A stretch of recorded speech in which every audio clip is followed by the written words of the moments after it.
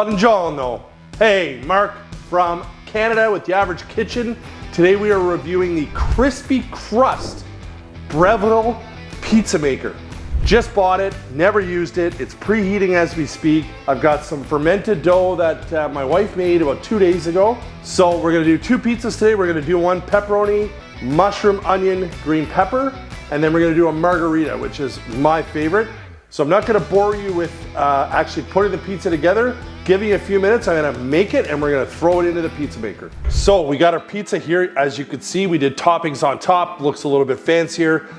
Pressed out perfectly. Gonna use the parchment trick, and I always use parchment paper to start the pizza just to avoid sticking. Ironically, they actually suggested that as a potential cooking method in the book for this as well. Jamie had read, so we're all preheated.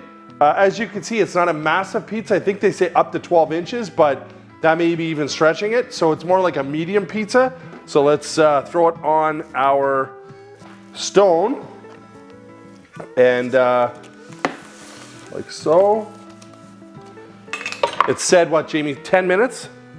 7 to 10 minutes. 7 to 10 minutes. So I'm gonna set a timer here for 3 minutes. After 3 minutes, we will pull that parchment paper and let it cook for the remaining 7. Does have a very small little window here that you can actually see. Can't see a whole lot, but you can see a bit. All right, so let's pull our parchment. So the trick to this, hopefully it works, is just get up under the corner a little bit and just give that a little push, like so. Boom. Jamie and I always crispy guys, right? Extra wings, or extra crispy wings, crispy fries, crispy pizza. So it did give it an extra 3 minutes. It does look fantastic. Now there is a little bit of liquid, as you can see on top, and that was kind of a bit of an experiment for me too, because the art of cooking pizza at home can be challenging sometimes when you're using vegetables that retain moisture, like onions and mushrooms and green pepper. And the trick a lot of times is to try to cut them thin, so to minimize the moisture. So you can definitely see there's a little bit of moisture on the top here.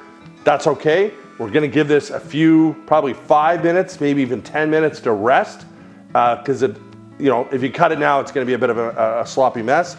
But in the meantime, while we're getting this to rest, we're gonna press out a beautiful margarita pizza. All right, so margarita time. Extra cheese, mostly just because we had it grated. A little bit of Parmesan oregano, a little bit of chili flakes in our sauce. Let's throw it on. I actually reused the same parchment paper. No big deal there. And one thing we did notice, it was smoking a bit earlier. And even though that pizza wasn't super thick, some of the pepperoni was actually touching the top elements.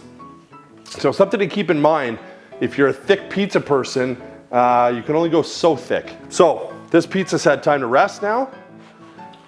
I've had a lot of pizza cutters over my lifetime. I've had the big rocking blades, this and that. This is the one that I find works the absolute best. Super easy to handle. And you could rip through pizza pretty quick. So again, still a little bit liquidy. Let's give it a try. All right, undercarriage. Not bad. Actually tastes a little bit of the bitterness from the burnt pepperoni. So something to keep in mind in the future. So it's definitely gonna be on the crispy side, which is my wheelhouse. But as you can see, molten lava. So we're gonna give that some time to rest and cool. You can see I just picked some fresh basil. I got some basil plants going on here at home.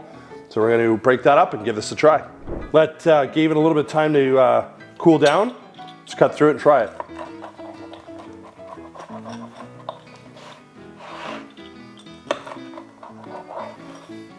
Got a little bit of flop, as the Prez would say. One bite, everybody knows the rules. One bite, everybody knows the rules. Even though we cooked it longer, as you can see, the bottom's not bad, but I still would like it crispier. It's good. And we're gonna talk about that when we wrap up this video, the things I don't like about this, and one of it's gonna be the fact that I have no idea what the temperature of the inside of this is. If you're a fan of the show, and I hope you are, you know that Jamie and I came up with a scoring matrix quite a while ago, and we break products down into seven categories. And I'm gonna run through them for you, and we're gonna give you our overall thoughts and our overall score on this product. So I looked it up. We bought this product on sale. It was $179.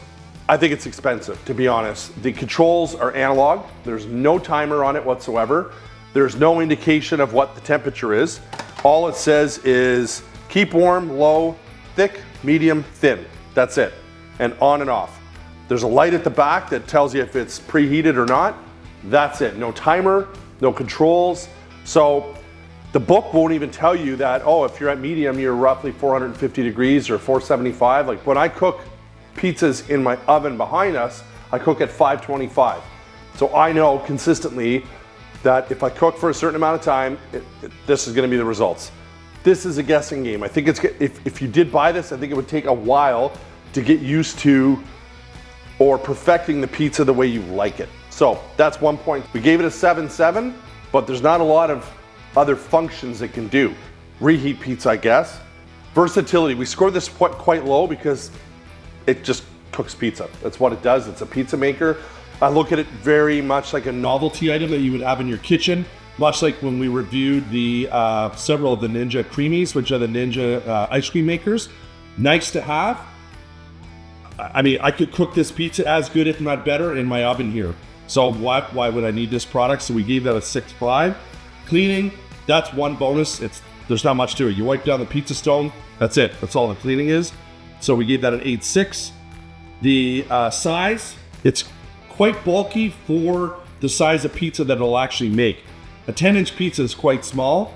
The product itself, and I do have a tape measure here, with the lid closed, is about 10 inches high, and front to back, it's about 19.5 inches long, and it's roughly 14 inches wide. So it's big enough. It's not super heavy, but it's a little bit cumbersome. So we end up giving that 7.1. Storage is sort of in the same category where not the easiest thing to store. It's not, like the shape of it's different. So we gave that a 7.2.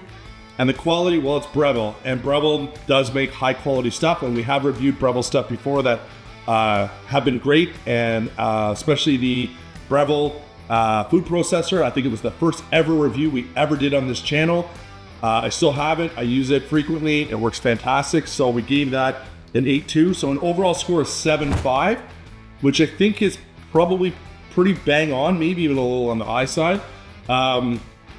I just don't like the fact that why couldn't they even have put an analog timer on there, or a digital timer, or temperature control. So that's where I think it falls short. That's our video. We hope you liked it. Don't forget to subscribe, hit the notification bell. Leave us a comment, let us know where you're from. World traveler here. Jamie's done a ton of traveling too. Love hearing where people are from all over the world. We always reply to every single comment, even the ones that are kind of ridiculous. Anyway, we'll see you on the next one.